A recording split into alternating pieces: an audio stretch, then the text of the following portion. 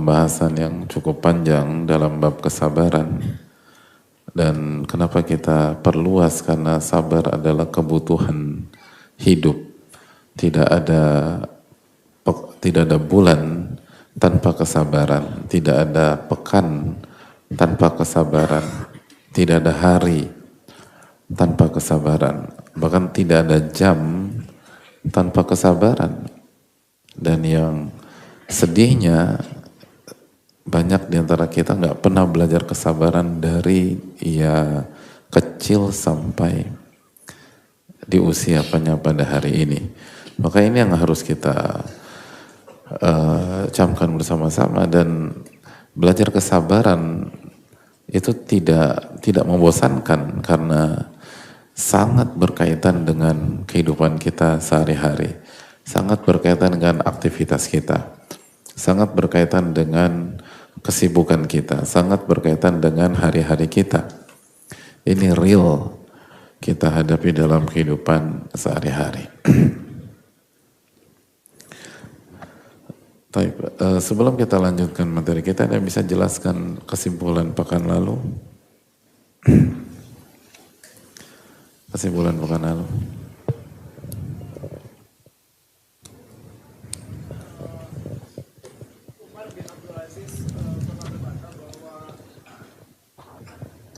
Umar bin Abdul Aziz pernah berkata bahwa tidaklah Allah memberikan suatu nikmat kepada seorang hamba, kemudian Allah ambil nikmat tersebut, namun Allah ganti dengan memberi taufik hamba tersebut dapat bersabar, maka pengganti atau taufik untuk bisa bersabar tersebut jauh lebih baik daripada nikmat yang Allah ambil.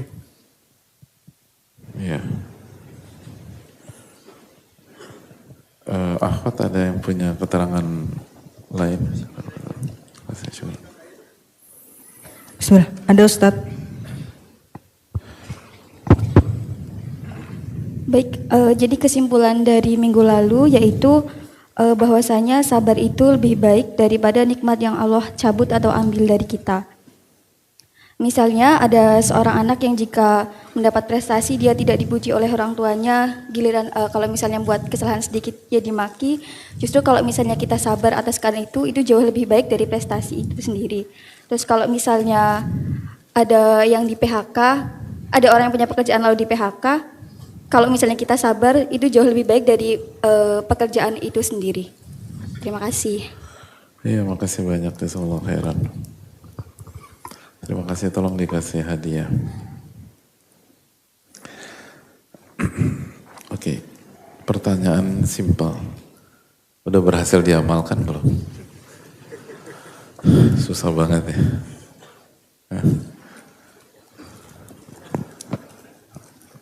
Udah berhasil loh ya. Seminggu nih kita, bahwa kalau Allah kasih kita ujian atau musibah, atau kita kehilangan sesuatu, atau kita mendapatkan sesuatu lalu kita bersabar, kesabaran itu lebih baik daripada nikmat yang diambil tersebut atau ekspektasi kita yang tidak jadi kenyataan itu. Jadi Allah berikan kita kesabaran itu jauh lebih baik daripada harapan-harapan yang ada di benak kita sendiri.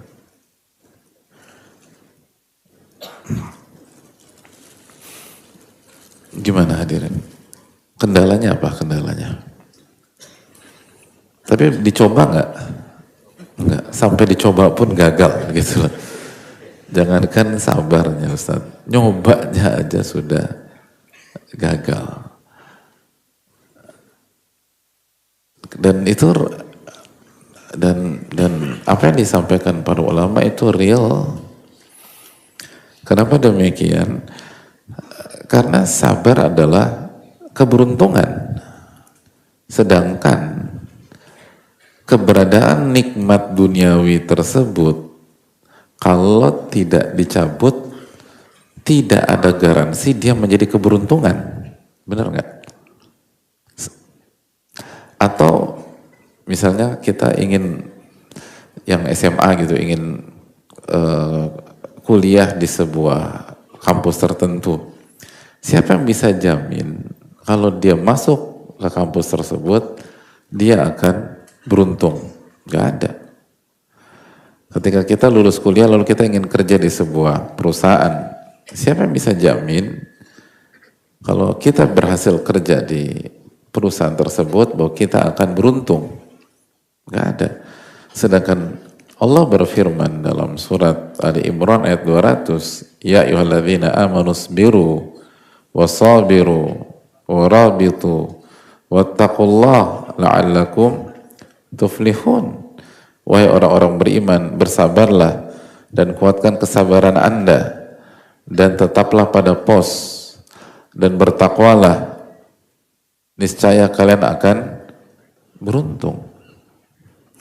Maka ketika kita kehilangan sesuatu atau harapan kita tidak terwujud, ekspektasi kita tidak terwujud, lalu kita sabar, itu sama saja kita berpindah dari ranah abu-abu yang tidak ada garansi ke ranah yang jelas dapat garansi dari Allah Subhanahu wa ta'ala bahwa kita akan beruntung. Betul nggak? Hadirin, maju ke seorang akhwat ditolak, sedih nggak? Benar? Nggak sedih? Sedih. Pertanyaannya, terlepas kriteria akhwat itu semua masuk ke atau sifat-sifat akhwat tersebut masuk ke kriteria hadirin. Tapi siapa yang jamin kalau hadirin menikah dengan akhwat tersebut, hidup hadirin akan beruntung? Enggak. Tapi begitu ditolak, lalu hadirin sabar, la'allakum tuflihun. Niscaya kalian akan beruntung.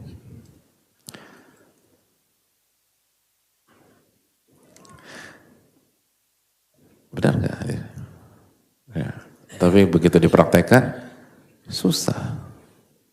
Benar jelas.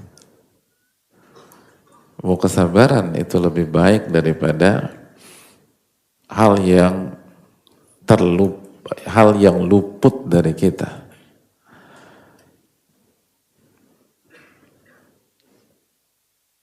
Terus terang keberuntungan apa? Pahala unlimited, misalnya surat Az-Zumar ayat 10. Innama yuwaffas sabiruna ajruhum bighairi hisab. Sesungguhnya orang yang sabar pahalanya akan disempurnakan oleh Allah Subhanahu wa taala tanpa limit, tanpa batas, unlimited. Unlimited. Ketika kita kehilangan sebuah barang atau kehilangan sebuah pekerjaan, lalu kita bersabar, kita mendapatkan pahala unlimited. Tapi kalau bulan ini kita masih bekerja di perusahaan tersebut, gaji hadirin unlimited. Hah? Coba yang gajinya unlimited angkat tangan. Sedangkan begitu kita di layoff atau kita dibebas tugaskan atau kita di PHK, lalu kita bersabar, innama yuwaffas sabiruna ajrahum bighairi hisab. Sesungguhnya pahala orang-orang bersabar akan disempurnakan bighairi hisab, tanpa limit, tanpa batas. Itu poin. Jadi hadirin Allah muliakan. Kan pertanyaannya, mengapa ketika manusia berjanji kita percaya, tapi mengapa ketika Allah memberikan janji kita ragu? Kita tidak akan mengatakan secara vulgar saya tidak percaya, tapi kan respon kita memperlihatkan mana yang lebih kita yakini.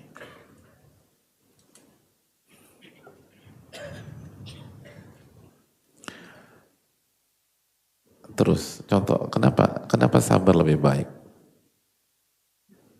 Dengan sabar hadirin mendapatkan kebersamaan secara khusus dengan Allah Tabaraka wa Ta'ala. Allah berfirman dalam surat Al-Anfal 46, Innallaha ma'a, hadirin, innallaha ma'a sabirin. Hafal ayat itu? Enggak. Kok bisa ngikutin alur? Gitu. Ya mas, kan pembahasannya tentang sabar Pak Ustadz. Ya udah, sabirin gitu loh. Innallaha ma'a as-sabirin.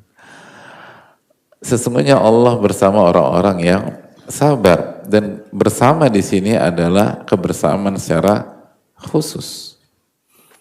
Kesabaran yang mengandung penjagaan, perlindungan, ketenangan, tumakninatul qalb. Jadi bukan hanya bersama biasa, ini kebersamaan secara khusus. Kebersamaan secara khusus. Yang membuat hati seorang hamba itu akan tenang. Hati seseorang hamba akan nyaman. Makanya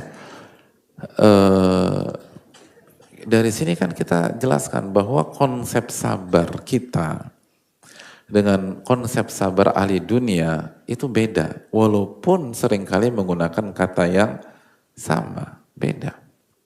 Sabar konsep kita itu berat, jelas. Wasabru diya, kata Nabi SAW. Sabar itu seperti berada di bawah terik cahaya atau sinar yang panas. Sabar itu berat. Tapi apakah seseorang itu tersiksa? Tidak. Sebagaimana sabar itu pahit, iya berat memang. Tapi apakah tersiksa? Enggak. Tidak semua orang yang berada di bawah sinar matahari jam 12, jam 11 itu dia tersiksa. Dulu waktu sekolah suka main bola pas jam istirahat. Pas orang-orang sholat zuhur. Itu kan. Orang sholat zuhur kita main bola. Panas nggak? Panas. Kalau adem berarti salah sholatnya. Yang namanya sholat zuhur itu panas. Zawal matahari tergelincir dari atas. Oke, tersiksa? Enggak. Panas-panas, tapi enggak tersiksa. Kita tuh sering berpikir bahwa sabar itu tersiksa atau tragis, sengsara. Tidak. Enggak hadirin. Tapi berat? Iya berat. Tersiksa? Enggak. Makanya beda. Sama kayak pahit kan. Hidup itu pahit gitu loh. Tapi tersiksa? Belum tentu. Emang setiap pahit itu tersiksa? Masih suka makan somai sampai hari ini? Masih. Kalau makan somai pesan apa aja? Langsung pare. Beneran. Sampai somai dulu lah. Kan tukang somai, bukan tukang pare. Masa langsung pare? Tukang somai. Kita lagi bahas tentang tukang somai. Maka yang pertama kali pesan, itu baru tepat. Oke, habis somai. Langsung pare. Astagfirullah. Ini loh, ada potensi bisnis di sini loh. Pare. Somai, lalu tahu, habis itu, ya sabar, jangan emosi, sabar. Biasa aja bicaranya. Dan di antara kita pesan adalah pare, dan pare itu pahit, tersiksa? Enggak tersiksa. Enggak tersiksa, itu real.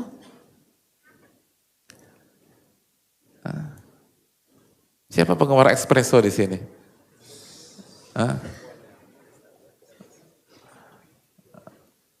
Tersiksa? Enggak gitu. Gimana kalau espressonya kita kasih gula? Masih mau diminum? Yang benar-benar ahli espresso. Kita kasih gula. Gula aren. Enggak. Gula merah. Enggak. Oke, hidup Anda tersiksa ketika minum espresso? Enggak. Itu bukti. Itu real bukti. Sehingga ketika kita mengatakan sabar itu berat, setuju berat, gak usah diotak-atik, gak usah bilang sabar itu mudah, berat. Nabi SAW mengatakan, tapi apakah Anda tersiksa? Tidak. Apakah akan membuat stres? Tidak. Kenapa? Ada ma'iyah. Innallaha ma'as sabirin. Sesungguhnya Allah bersama orang-orang yang sabar. Ini kebersamaan khusus. Bagaimana mungkin orang bisa tersiksa ketika dia bersama Allah Subhanahu wa taala secara khusus, secara spesial? Gak mungkin. Kecuali ada yang salah dengan kesabarannya. Ada yang salah dalam klaimnya. Mungkin berat ketika seseorang kehilangan orang yang dicintai. Dia menangis. Gitu. Gak ada masalah. Nabi SAW menangis. Bahkan ketika Abdurrahman bin Auf terkejut ketika Nabi SAW menangis. Dan bertanya kepada Nabi SAW. Apa kata Nabi SAW? Kata Nabi SAW, ini rahmah. Ini kasih sayang yang Allah berikan kepada hambanya yang Allah pilih. Innama yarhamullah min ibadihi ar-ruhama. Sesungguhnya yang Allah sayangi adalah hamba yang bisa mengekspresikan kasih sayang. Nangis, sedih, tapi tersiksa? Tidak, disayang sama Allah. Ini yang perlu kita ingatkan. Karena kita sering kalau, nah konsep ini tidak ada bagi ahli dunia.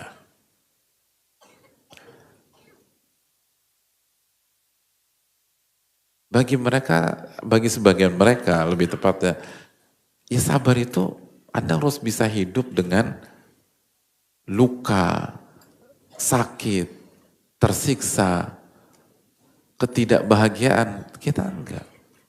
Kenapa? Karena skill menahan dari hawa nafsu, dari emosi, dari amarah dalam konsep kesabaran kita itu harus dibangun di atas tauhid, di atas iman, dan harus meminta pertolongan kepada Allah.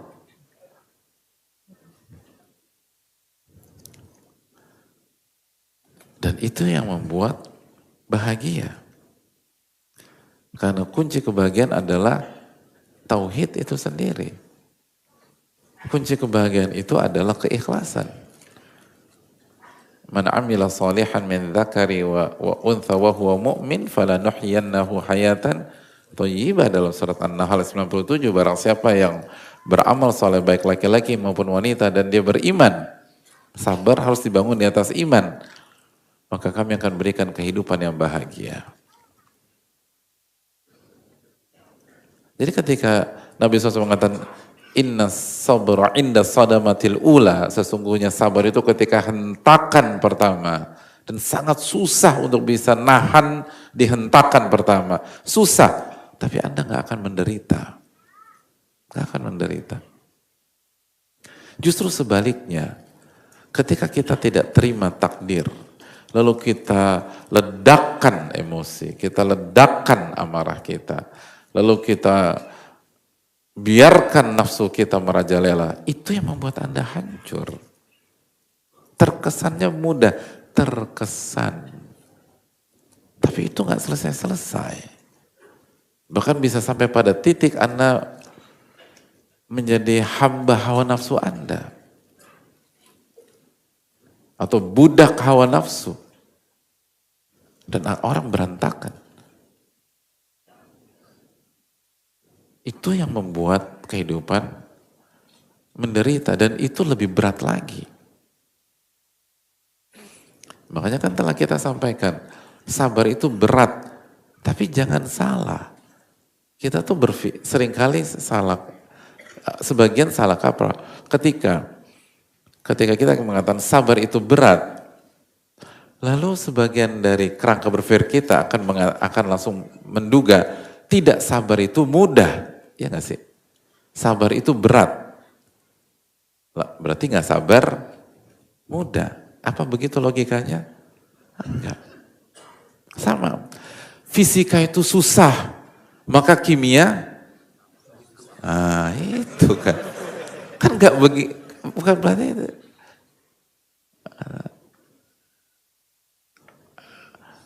Jadi nggak harus demikian.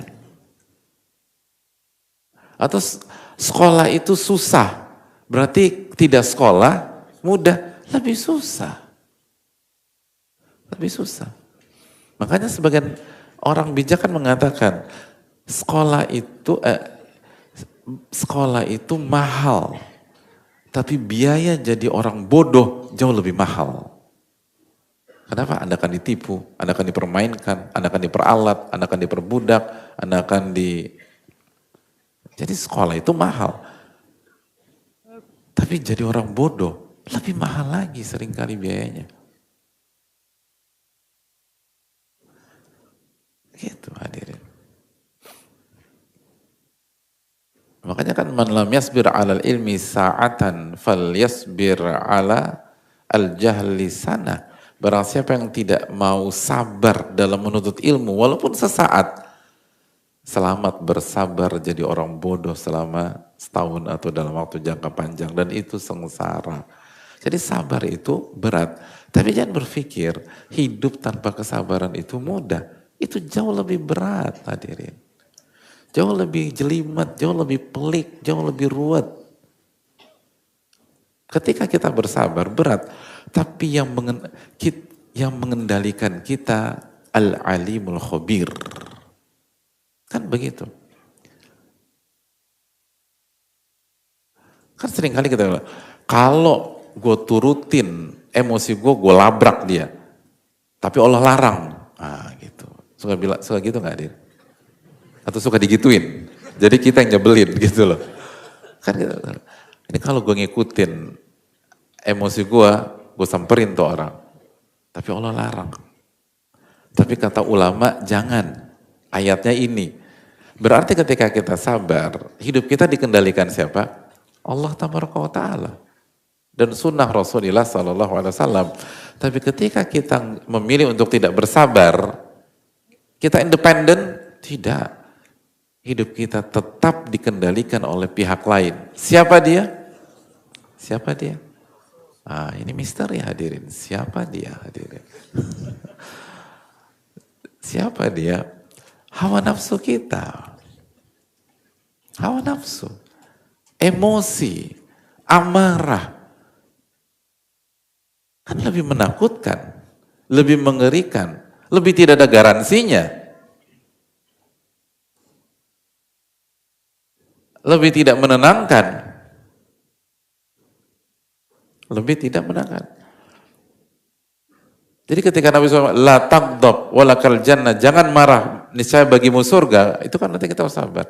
Tapi begitu Anda putuskan untuk tidak menggunakan hadis ini, dan itu sebuah kesalahan, lalu Anda tidak bersabar, lalu Anda ledakkan sehingga Anda marah-marah, hadirin Allah muliakan, Anda tidak independen, Anda tidak merdeka, Anda dikendalikan oleh pihak lain, yaitu syaitan, hawa nafsu, emosi, amarah,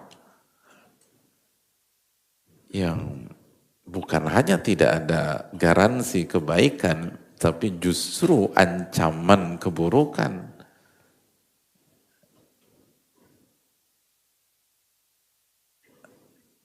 Maka marilah kita ingat, makanya sabar itu lebih baik daripada sesuatu yang hilang atau sesuatu yang kita tidak dapatkan itu, atau sesuatu yang tidak jadi kenyataan itu. Karena semua hal-hal tersebut tidak ada garansi. Sedangkan sabar, innallaha ma'a as-sabirin. Sesungguhnya Allah bersama orang-orang yang sabar.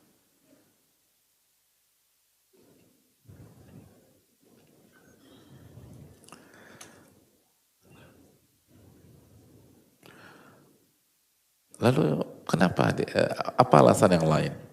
Sabar itu dijodohkan oleh Nabi SAW. Siapa pasangannya hadirin? Syukur. Itu pasangannya. Sabar itu dijodohkan dengan Nabi SAW dengan kemenangan. An an-nasr, dengan pertolongan. Kata Nabi SAW dalam hadis Ahmad, wa'lam anna nasra ma'as sabar. Ketahuilah, kemenangan bersama dengan kesabaran. Kemenangan selalu bersama kesabaran. Itu. Sedangkan ketika kalau kita buka pintu berandai-andai, andai barang itu bersama kita, atau uang itu masih bersama kita, atau kerjaan itu masih menjadi bagian dari hidup kita, tidak ada garansi kemenangan, nggak ada. Ketika kita berharap dipromosikan, namun gagal, baik gagalnya secara objektif atau sebalik, atau gagalnya dijegal, lalu kita bersabar, Allah kasih garansi kemenangan. Kalau kita dapatkan posisi itu, tidak ada garansi kemenangan. Bisa jadi istidraj. Bisa jadi kita jadi rusak. Karena terfitnah harta dan fitnah posisi. Siapa yang jamin? Gak ada.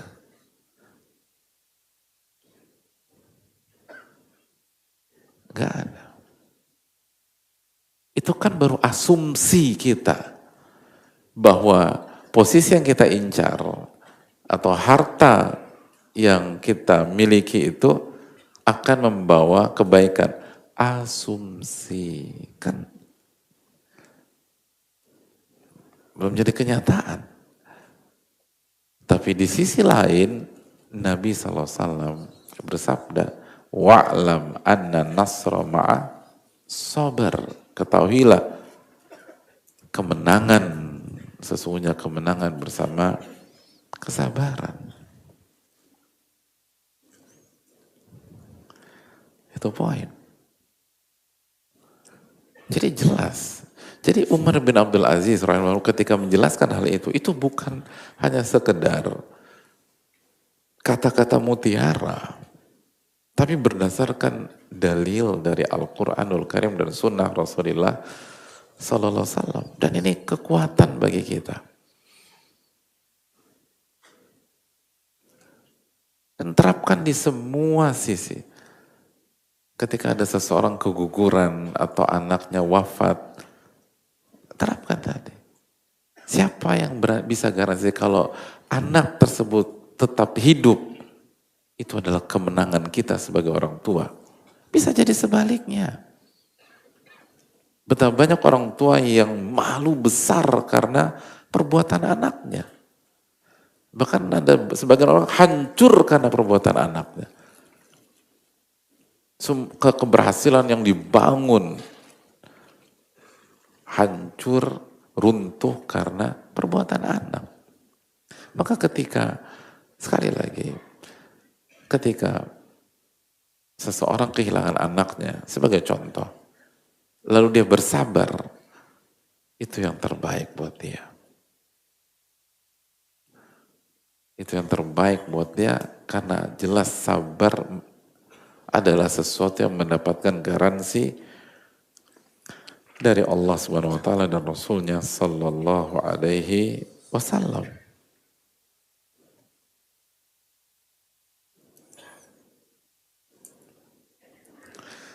Di antara alasannya hadirin sekalian,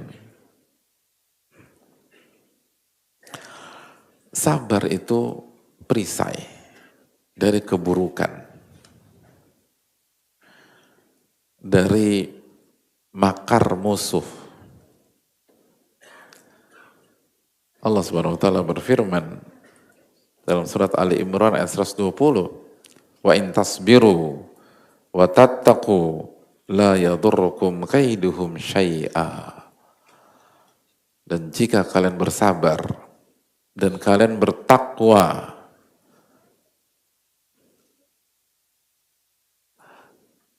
permainan mereka, tipu daya mereka tidak akan memudaratkan kalian sama sekali. Sama sekali. Ulama mengatakan, Ibnu Qayyim mengatakan bahwa ayat ini memberikan penjelasan kepada kita bahwa sabar dan takwa adalah junnah azimah min kaidil adu wa makrihi. Sabar dan ketakwaan adalah perisai, benteng yang sangat kokoh untuk mencegah tipu daya atau tipu muslihat atau makar atau upaya jahat dari musuh atau pihak-pihak yang lain. Itu jaminan. Jadi ketika kita bersabar, kita membangun perisai dalam hidup kita. Sedangkan yang kita inginkan tersebut belum tentu. Jangankan jadi perisai, bisa jadi orang itu rusak karenanya. Betapa banyak orang rusak karena harta. Betapa banyak orang rusak karena pekerjaan. Betapa banyak orang yang rusak karena pasangan. Rusak karena rumah tangga. Padahal sebelum mendapatkan itu yang diimpikan. Gitu. Itu pekerjaan impiannya, itu target pencapaian dia secara materi, itu wanita yang dia incar, atau itu suami yang dia inginkan pada saat itu. Tapi begitu didapatkan, dia hancur gara-gara itu. Dia hancur gara-gara itu. Jadi jangankan perisai, dia dikoyak-koyak karena itu. Tapi begitu Allah tidak berikan itu dan dia bersabar, sabar itu adalah perisai bersama ketakwaan. Jadi hadirin Allah muliakan,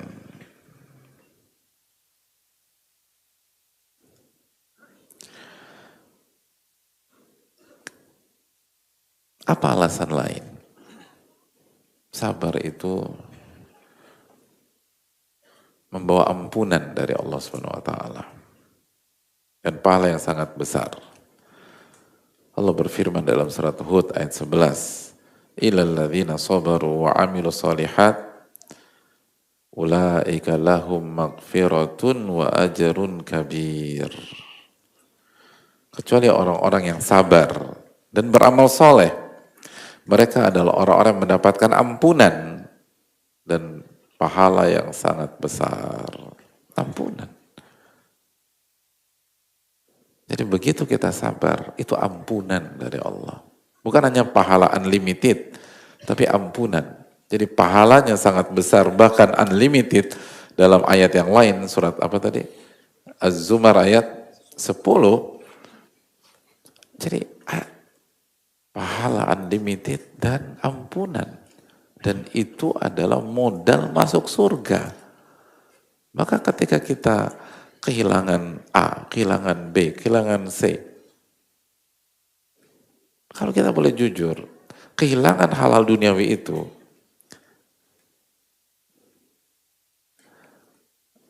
bukan berarti kehilangan jalan menuju surga.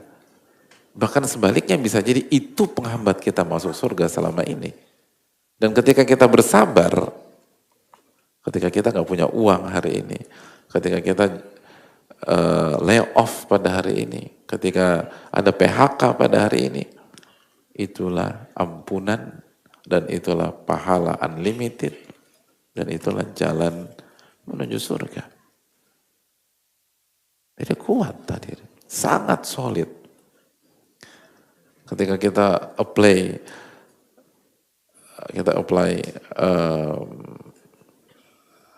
pekerjaan ke perusahaan A, perusahaan B, perusahaan C, dan belum diterima, lalu kita sabar, ampunan dan pahala unlimited. Sekali lagi, kalau kita diterima di salah satu perusahaan itu, nggak ada jaminan itu jalan menuju surga. Sekali lagi sebaliknya, ada orang yang rusak karena lingkungan kerjaannya. Yang dia pikir ketika masuk semuanya indah karena gaji bagus. Gitu loh. Jenjang karir jelas. Iya. Hadirin, misalnya masalah pekerjaan. Kan hanya beberapa variabel yang bisa kita baca sebelum kita masuk. Benar kan? Yang bisa kita baca kalau pekerjaan sebelum kita masuk apa sih? Salary, gaji, terus fasilitas, terus apa lagi? Job desk kita, terus apa lagi? Jam kerja, terus tunjangan, terus apa lagi?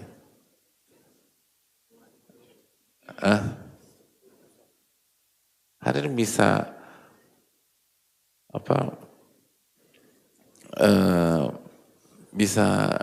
bisa prediksi siapa teammate kita pada saat kita kerja? Enggak. Gitu lah. Apakah orang bertakwa apa tidak? Atau apakah dia akan jerumuskan kita? Atau ini yang penyebab nanti rusaknya rumah tangga kita? Itu enggak. Ada banyak sisi abu-abu jamaah. Ada banyak sisi abu-abu. Lalu karakter bos kita, khususnya bos yang persis di atas kita. Ada banyak orang punya masalah dengan bosnya.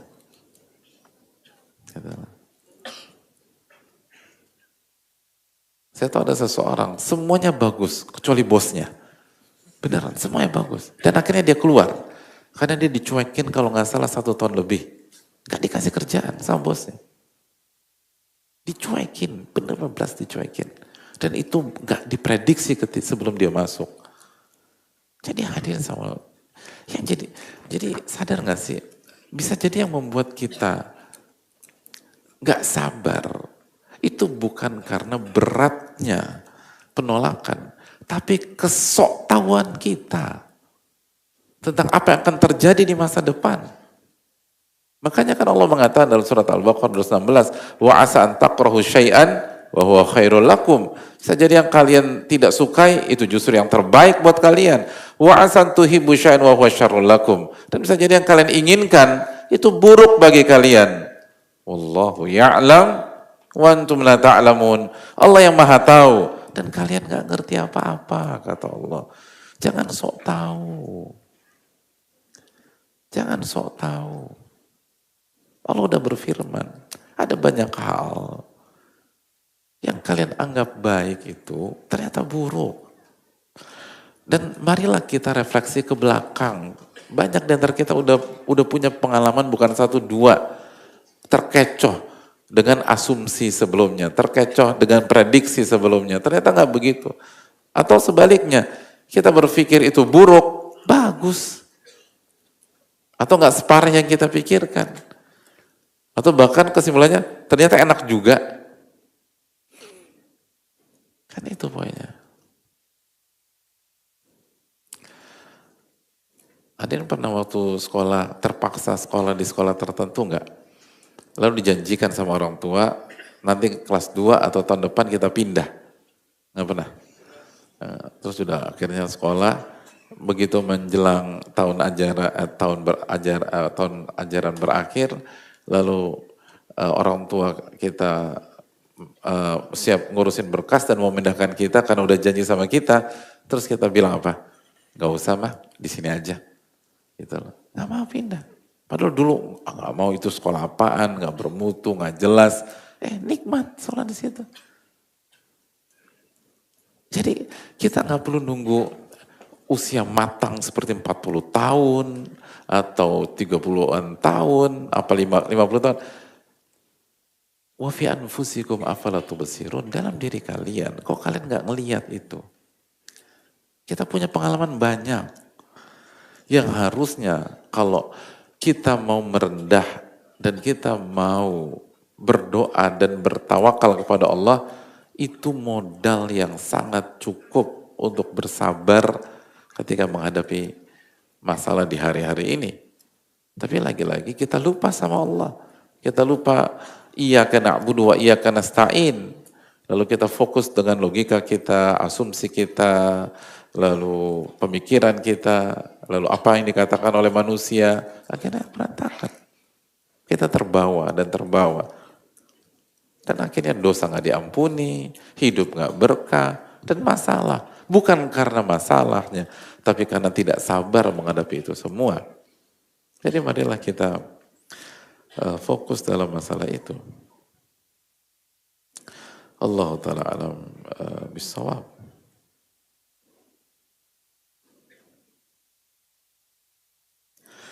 Dan kenapa sabar lebih baik? Dan di antara hal penting dalam masalah ini adalah karena Allah berfirman dalam surat Ali Imran 146, Wallahu yuhibbus sabirin. Dan Allah mencintai orang-orang yang sabar. Mencintai jamaah. Mencintai. Apa nggak ada artinya buat kita? Allah mencintai orang-orang yang sabar. Wallahu yuhibbus sabirin. Allah mencintai orang-orang yang sabar. Ali Imran 146.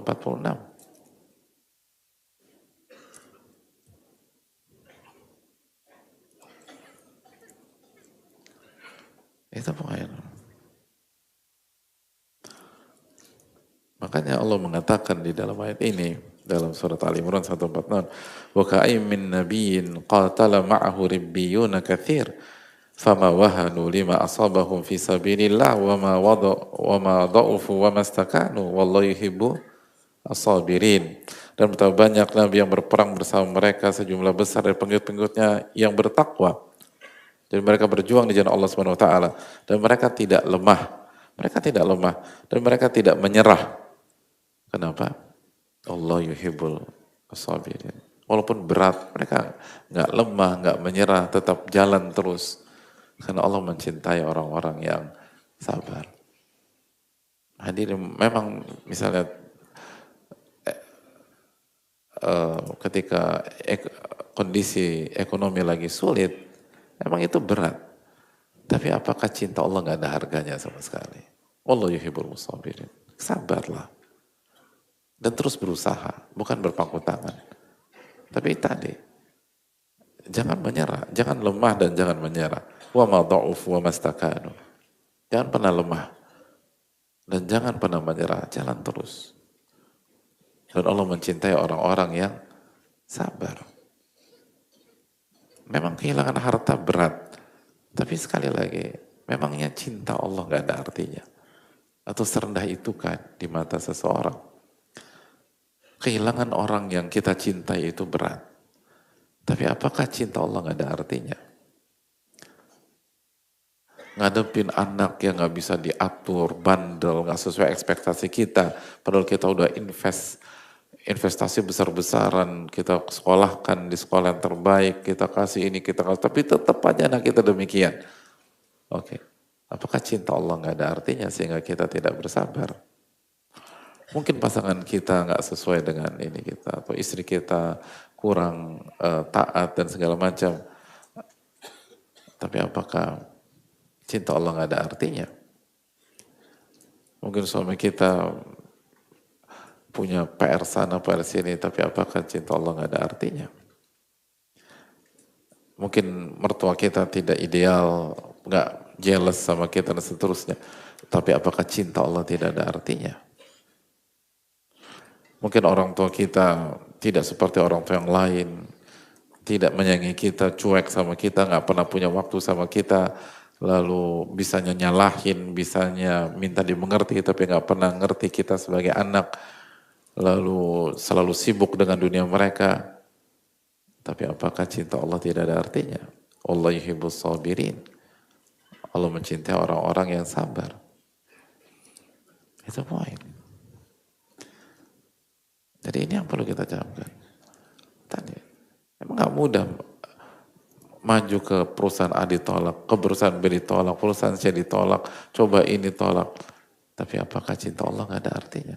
Coba bisnis ini gagal, coba bisnis itu gagal, coba bareng sama teman dibawa kabur uang, lalu ditipu. Wallahi yuhibbus sabirin. Apakah cinta Allah tidak ada artinya? Ini semua tentang cinta Rabbul Alamin. Mari kita renungkanlah hadirin sekalian. Makanya sabar itu lebih baik daripada itu semua. Karena wallahu yuhibbus sabirin. Dan Allah mencintai orang-orang yang sabar. Dan itulah mengapa kenapa Nabi dan pengikut setianya itu bertahan dan tidak pernah lemah dan tidak pernah berhenti berjuang. Tidak pernah kalah dengan keadaan. Walaupun susah, walaupun berat, walaupun rumit. Karena mereka punya kekuatan yang sangat luar biasa, yaitu janji Allah, Allah yuhibbus sabirin, dan Allah mencintai orang-orang yang sabar.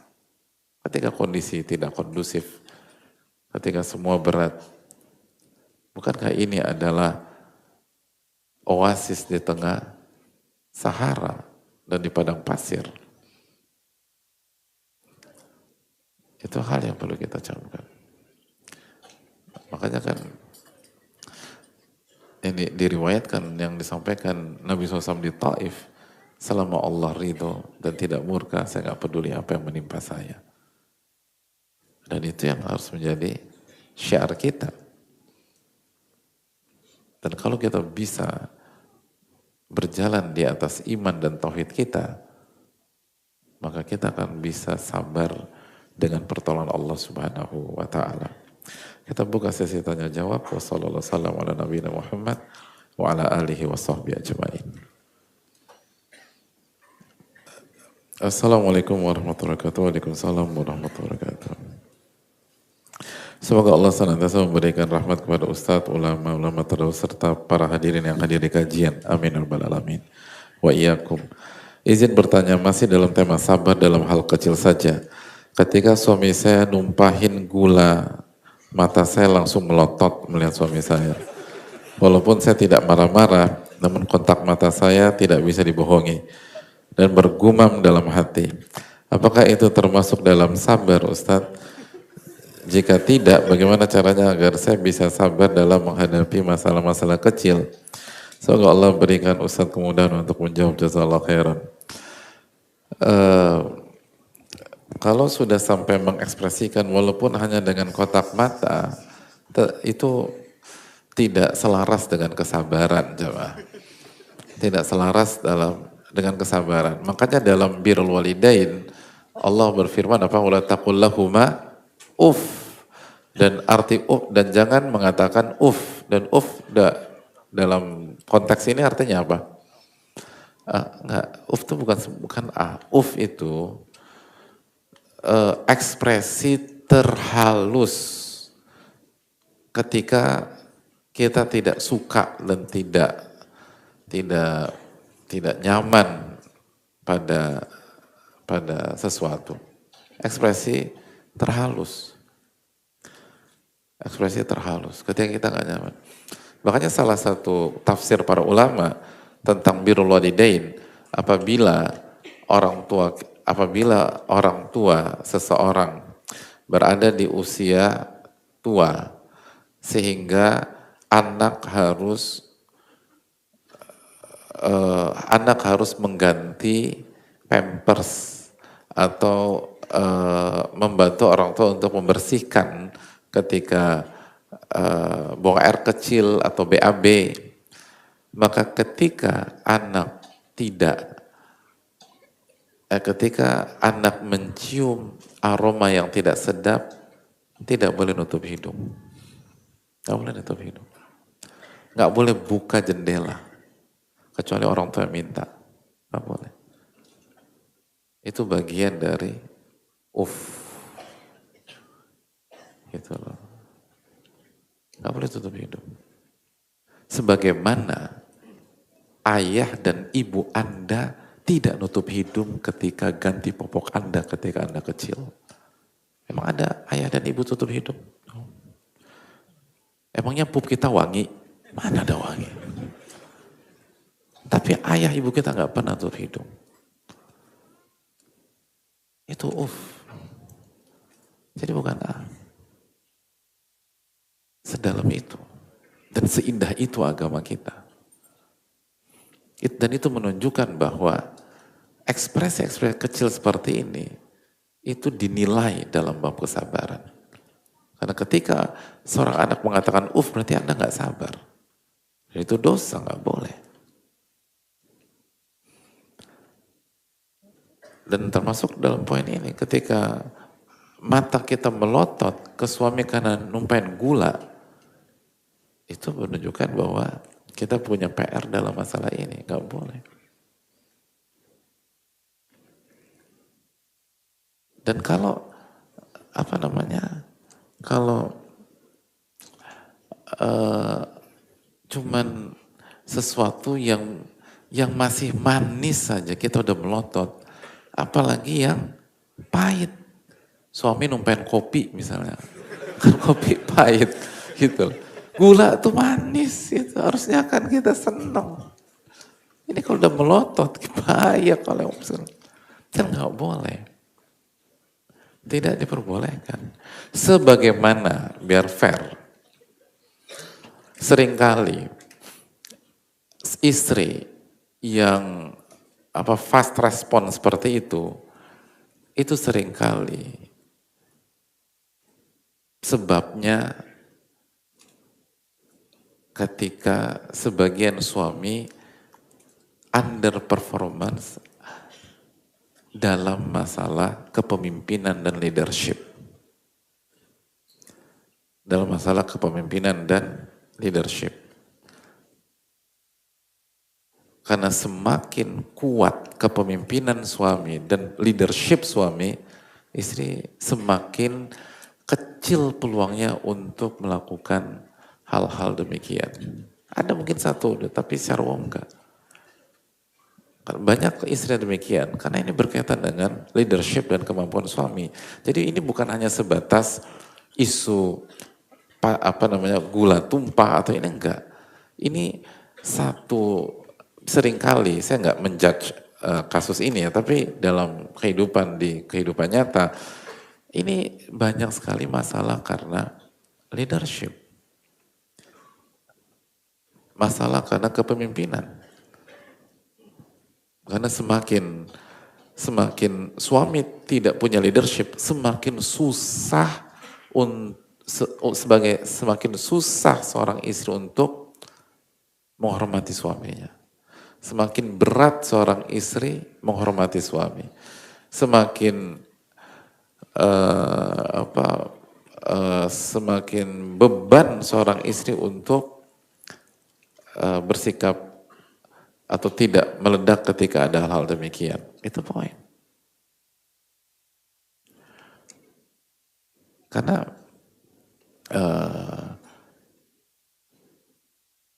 semua saling berkaitan. Jadi marilah kedua belah pihak introspeksi diri. Maksudnya kita sebagai suami kita introspeksi diri, lalu istri introspeksi diri. Dan kita harus mulai dari pemimpin. Pemimpin adalah teladan. Kullukum ra'in wa kullukum mas'ulan ra'iyati. Setiap kalian adalah pemimpin dan penanggung jawab dan akan ditanya tentang orang-orang yang kalian pimpin. Setiap kita para suami hendaknya menjadi pemimpin yang baik. Lalu istri nurut dan menghormati suaminya dan tidak bersikap demikian. Sehingga kita menyelesaikan masalah dari hulu. Bukan hanya mengatakan istri nggak boleh demikian, itu hukumnya nggak boleh, itu dosa. Clear, itu salah. Tapi seringkali kalau kita mau menyelesaikan masalah sampai ke akar-akarnya, tidak cukup hanya dengan memvonis sebuah kasus atau dua kasus dalam rumah tangga. Kita harus cek dulu. Dan marilah semua pihak evaluasi. Suami harus punya leadership atau kepemimpinan, qawamah. Sebagaimana firman Allah, ar-rijalu qawwamuna 'alan nisa, laki-laki itu pemimpin. Dan laki-laki pemimpin kan bukan klaim bima faddalallahu ba'dhum 'ala ba'd wa bima anfaqu min amwalihim. Karena dua sisi atau dua faktor. Yang pertama, sifat kepemimpinan yang ada pada diri suami. Yang kedua, nafkah yang diberikan oleh suami. Makanya di banyak kasus masyarakat, suami nggak memberikan nafkah kepada istri. Maka istri yang menghadapi itu sangat susah untuk nurut, sangat susah untuk taat, dan sangat susah untuk respect kepada suaminya. Walaupun istrinya nggak butuh nafkah. Ada sebagian istri nggak butuh nafkah. Nggak butuh nafkah, kan udah kaya, udah sukses, udah berlimak. Tapi begitu suaminya nggak kasih nafkah, nggak ada artinya di mata dia. Dan itu berat untuk merubah itu. Susahnya minta ampun. Jadi ini yang perlu kita camkan. Maka marilah kita perbaiki diri kita masing-masing. Allah Ta'ala misalnya.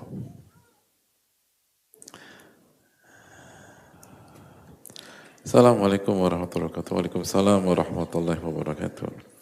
Semoga dimuliakan atas ilmu yang diberikan oleh Ustadz, oleh para seniors dan ahli ilmu yang telah sudi menyalurkan ilmu pada kita semua hari ini. Amin ya rabbal alamin. Saya ingin bertanya,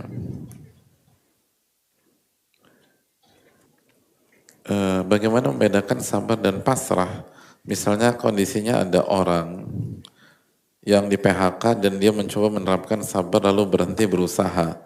Padahal alasan di PHK-nya adalah salah satunya karena kurangnya kompetensi diri dan hasil penilaian manajemen. Apakah ada tindakan selanjutnya yang harus dilakukan setelah menerapkan sabar? Khawatir rasa menang akan sabar itu menjadi kepuasan diri dan berhenti mengembangkan diri. Terima kasih sebelumnya, semoga Allah berikan kita berkah dan kemuliaan. Amin wa iyyakum. Terima kasih atas pertanyaannya. Sabar itu bukan pasrah, sabar itu menahan diri agar kita tetap di jalan Allah. Itu kan kesimpulan pembahasan kita dari panjang kali lebar selama ini. Karena makanya sabar kan terbagi menjadi 3. Sabar apa? Sabar dalam menjalankan ketaatan, sabar dalam meninggalkan maksiat, dan ketiga sabar ketika tertimpa musibah. Jadi nggak ada definisi pasif, tuh nggak ada. Sabar itu skill menahan diri dari nafsu, tekanan nafsu, amarah, emosi, syaitan, dan hal-hal negatif lainnya. Bukan berhenti berjuang, atau bukan underperformance, bukan karena lalai, bukan kalau malas, apalagi pasrah yang artinya pasif dan kurang berusaha. Tidak. Tidak sama sekali demikian. Tidak sama sekali. Makanya kan kita masih ingat ketika Allah berfirman tentang tentang orang-orang bersabar dalam surat Ali Imran ayat 146. Allah mengatakan apa? Wa ma dha'ufu wa mastakanu. Wallahi yuhibbus sabirin. Orang-orang yang sabar itu tidak lemah dan tidak menyerah. Itu poin. Itu poin. Orang-orang yang dikatakan sabar itu nggak lemah. Apalagi pasif, lemah aja enggak lemah. Dan terapkan dalam konteks kita masing-masing. Artinya ketika kita menjalankan sebuah amanah atau tanggung jawab, performa kita tidak lemah dan kita nggak pernah nyerah. Itu sabar. Nggak pernah lemah, nggak nyerah. Baru wallahi yuhibbus sabirin, dan Allah mencintai orang-orang sabar. Jangan pernah lemah gitu loh. Lihat bagaimana Nabi SAW dan para sahabat. Gak pernah lemah, gak pernah berhenti berjuang, gak pernah berhenti berusaha. Bahkan ketika beliau sudah berada di titik nadir di kota Mekah, lalu beliau ke Taif, lalu ditolak pula oleh orang-orang Taif dan direndahkan. Bukan hanya ditolak, direndahkan, bukannya mundur, dan beliau kan mengatakan, selama engkau tidak murka, saya nggak peduli. Itu orang-orang sabar. Itu imamnya orang-orang sabar. Itu pemimpinnya orang-orang sabar. Itu manusia paling sabar di dunia. Rasulullah SAW. Selama Allah tidak marah, saya nggak peduli. Itu baru orang-orang sabar. Makanya kalau kita benar-benar menjalankan tauhid kita dan menjalankan ilmu kita, kita seharusnya punya kualitas di bidang kita masing-masing. Di bidang kita masing-masing. Karena ilmu yang kita pelajari di majelis-majelis taklim atau di kajian-kajian, itu semuanya kunci sukses dunia akhirat. Semuanya. Bukan hanya kunci sukses akhirat, tapi gagal di dunia. Enggak. Itu satu paket. Kunci sukses dunia, akhirat. Kalau benar-benar kita terapkan. Tapi kalau hobi kita hanya kajian, tapi nggak pernah diterapkan, nggak pernah diamalkan, ya stagnan begitu-begitu aja. Kecuali kalau kita udah berusaha, rizki kita hanya segitu, nggak ada masalah. Tapi jadi masalah, sudah berusahakah kita? Sudahkah kita bertakwa kepada Allah semaksimal mungkin? Sudahkah kita mengamalkan sabda Nabi SAW? Inna Allah yuhibbu idha amila ahadukum amalan an yutqinah. Allah itu mencintai seseorang yang apabila mengerjakan sesuatu, dia totalitas, dia kasih 100% kemampuannya. Walaupun nanti hasilnya nggak dapat angka 100, hasil nggak ada isu. Tapi pertanyaannya Anda berikan semuanya apa tidak? Itu poin penting. Jadi itu poin penting. Makanya salah satu masyayikh usul fikih ketika menjelaskan tentang ijtihad dalam ilmu usul, berijtihad, kan seringkali kita sekarang ini ijtihad saya, ijtihad, tahu nggak definisi ijtihad? Beliau kasih perumpamaan, ijtihad itu adalah badul juhud, bal jamil juhud, berusaha secara totalitas untuk mendapatkan sebuah hukum. Kata beliau dalam salah satu syarahnya, ilustrasinya simpel gini, kalau seseorang punya kemampuan untuk baca 50 buku untuk mendapatkan sebuah kesimpulan, dan dia baru baca 49 buku, dia belum dikatakan ijtihad, belum. Karena dia harus maksimal, baru dikatakan ijtihad. Itu poin, bukan baca 1-2 buku. Lalu ini ijtihad saya. Maksimumnya dia mampu berjuang seperti apa. Jadi hadirin Allah muliakan, jangan pernah demikian. Dan mukmin harus kuat. Al-mu'minul qawi. Mukmin yang kuat lebih dicintai oleh Allah dibanding mukmin yang lemah. Walaupun dua-duanya baik. Tapi itu tadi. Dan kuat di sini kan kuat iman. Dan iman itu kan bukan hanya yang ada dalam hati. Iman kan i'tiqad bil janan, keyakinan dalam hati, wal qaulu bil lisan wal amalu bil arkan. Jadi keyakinan yang menancap dalam hati lalu diucapkan oleh lisan dan dibuktikan dengan anggota badan. Dibuktikan.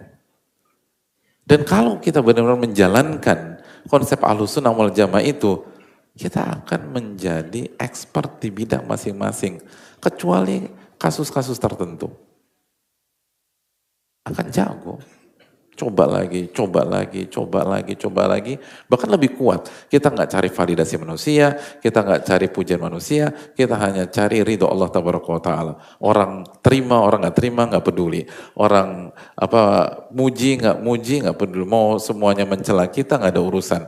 Yang penting, inna salati wa nusuki wa mahyaya wa mamati lillahi rabbil alamin. Orang kayak gitu, gimana cara goyangnya jamaah? Gak bisa digoyang.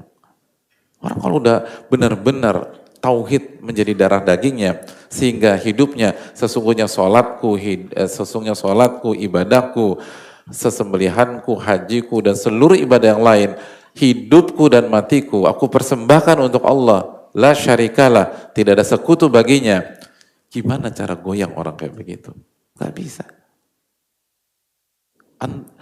Ada orang dia bunuh karakternya atau dia bunuh nama baiknya, nggak peduli dia. Uangnya semua disita, nggak peduli.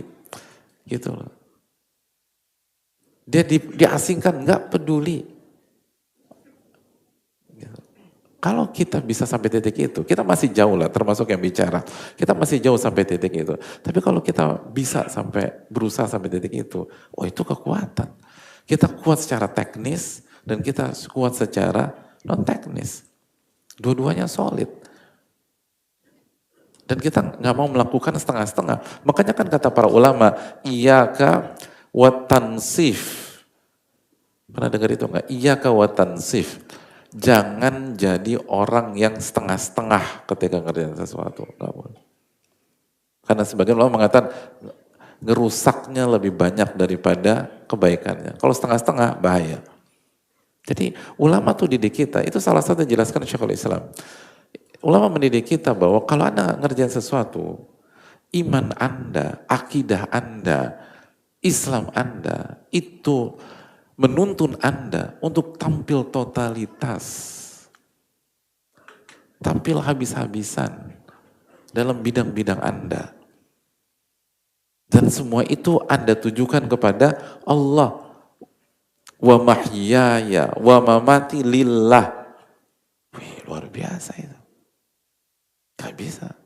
Hadirin gak bisa disentuh kalau bisa berada di level itu.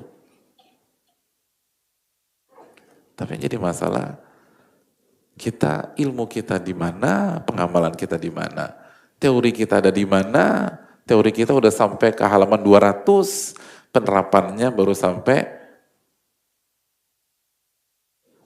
-2 gitu. Jadi belum ada yang dihamalin, gimana? Ya itu masalah kita.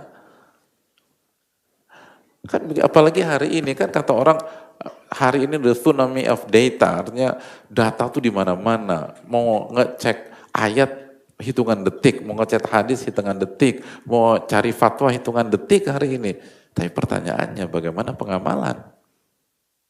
Kan itu. Dan ini pertanyaan bagi kita semua, termasuk yang bicara. Jadi sekali lagi, marilah kita benahi ini.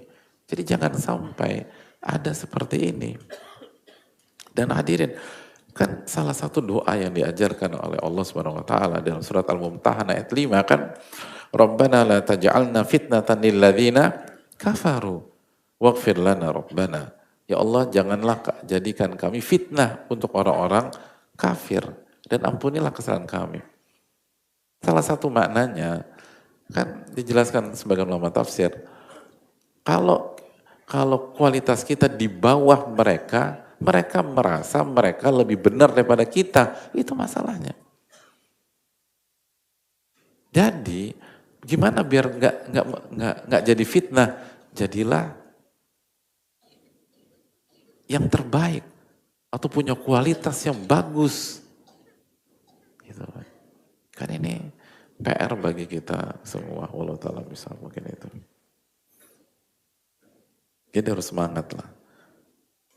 Dan coba lagi. Dan perbaiki, nggak ada kata terlambat.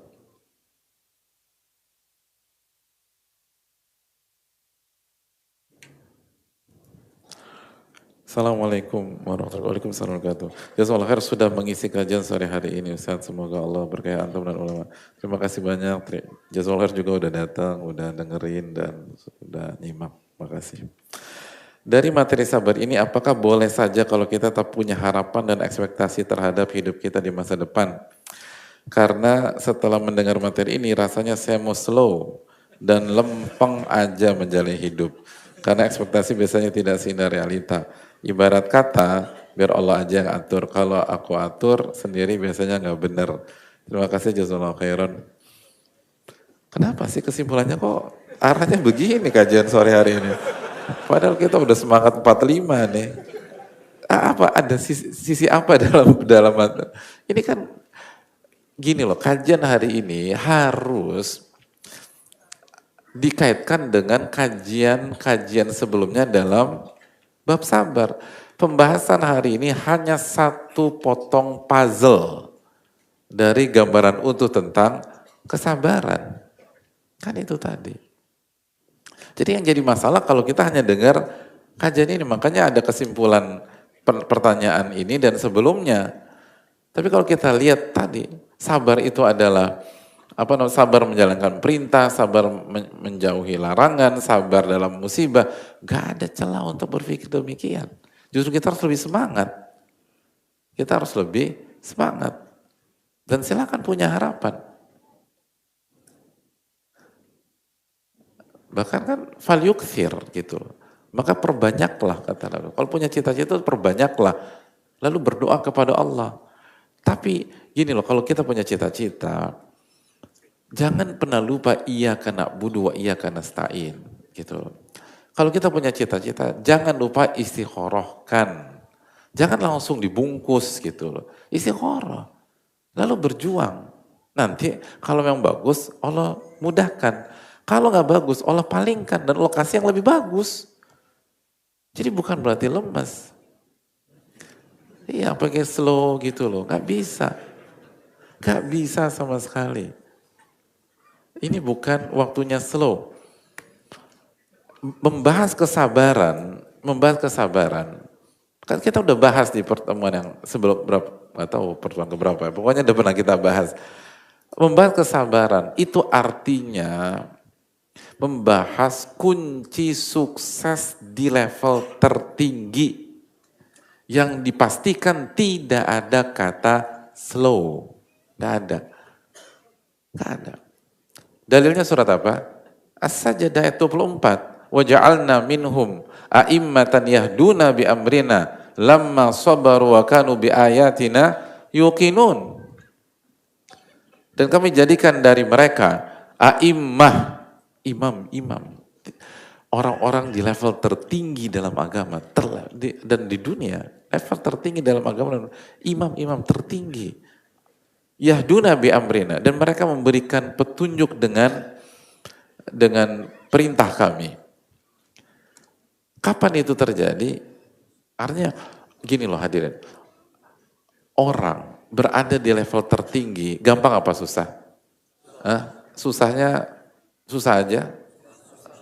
Kuadrat, kubik jamaah, susah. Level tinggi itu susah. Ini bukan hanya level tinggi. Yahduna bi amrina. Yahduna bi amrina. Ketika mereka di level yang sangat tinggi, mereka masih istiqomah dan masih ngajak orang untuk menjalankan perintah Allah Subhanahu wa taala. Jadi kedudukan itu tidak menghancurkan mereka. Itu susahnya berkali-kali lipat. Itu hal yang paling susah minta ampun. Gini, orang yang tahu kehidupan ngerti banget. Bisa sampai titik paling atas dengan menghalalkan segala cara, gampang apa susah? Susah. Kalau udah semuanya halal, quote unquote, semuanya udah ditabrak, tetap aja susah. Ini enggak. Ini ia nggak mau pakai cara yang haram, gitu. Dan sampai titik tinggi dan yahduna bi amrina. Dia mengajak orang berada dengan perintah Allah Subhanahu wa taala, dengan aturan Allah Subhanahu wa taala. Kapan orang bisa demikian? Lamma sabaru wa kanu bi ayatina yuqinun. Ketika mereka sabar. Ketika mereka sabar dan mereka yakin dengan ayat-ayat kami. Makanya kaidah para ulama dari ayat ini apa? Bisabri wal yaqin tunalul imamatu fid din. Dengan sabar dan keyakinan puncak dalam agama akan tercapai. Jadi bicara sabar itu bukan bicara berhasil, bicara puncak keberhasilan. Bukan slow jamaah, bukan santai, bekir, aduh nanti makan ini nggak bisa, sabar semua udah diatur, ini nggak benar. Nabi SAW itu manusia paling ya, jadi biar nggak ada syubhat, biar nggak ada bias, lihat saja sosok yang paling sabar Rasulullah SAW, hidupnya slow. Santai gitu, santai ini gitu, kipas-kipas, terus tidur. Mana Nabi SAW itu? Gak ada slow. Semangat gitu. Ilmu itu buat kita semangat, punya tujuan, punya cita-cita. Innallaha yuhibbu ma'aliyal umur, kata Nabi SAW. Allah mencintai hal-hal yang tinggi. Wa yakrah safsafaha, dan Allah benci dengan hal receh. Gak suka Allah sama receh. Hal rendah tuh Allah gak suka. Allah pengen anak tinggi yang tinggi. Sesuai dengan bidang kita masing-masing. Jadi kita harus perjuangkan itulah jamaah. agar dicintai oleh Allah SWT. Allah mencintai hal-hal yang tinggi. Allah mencintai apabila kita mengerjakan sesuatu, kita totalitas. Makanya kan di antara tafsir ulama dalam surat As-Sajdah 24, karena Allah mengangkat kedudukan yang tinggi, Allah pun kasih tips yang paling bagus. Gitu. Sabar itu yang paling bagus. Sudah. Kunci dari semuanya itu sabar. Dan sabar bukan pasif. Sabar adalah kemampuan mengkontrol. Dan mengkontrol itu tidak sama dengan pasif. Kemampuan mengontrol diri kita dari tekanan syahwat, lalu tekanan syaitan, emosi, amarah, agar kita tetap di atas sunnah Nabi SAW secara utuh, gitu loh. Secara holistik, bukan hanya ketika kita sholat, tapi dalam sholat, bukan hanya di masjid, tapi di masjid, di luar masjid, dan di seluruh sendi-sendi kehidupan kita. Itu kesabaran. Dan sekali lagi, kesabaran adalah kunci agar kita bukan hanya berhasil, tapi berhasil di level tertinggi sesuai dengan bidang kita masing-masing. Semoga Allah memberikan taufik kepada kita